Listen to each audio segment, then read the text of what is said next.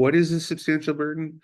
A substantial burden is more than just a mere inconvenience, as some courts describe it.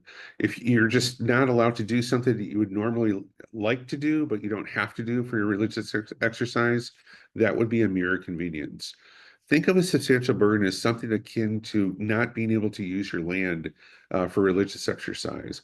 So if a city, town, or county, local government doesn't allow you to use your property for religious exercise, in religious assembly where it would allow a secular use, that would be a substantial burden.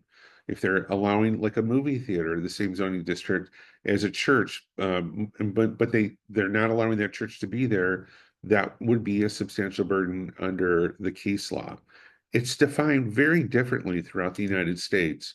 From the Ninth Circuit in California, there's a little bit more broad view of a substantial burden, to over to the First and Second Circuit on the eastern side, which is very much more of a narrow interpretation of the law.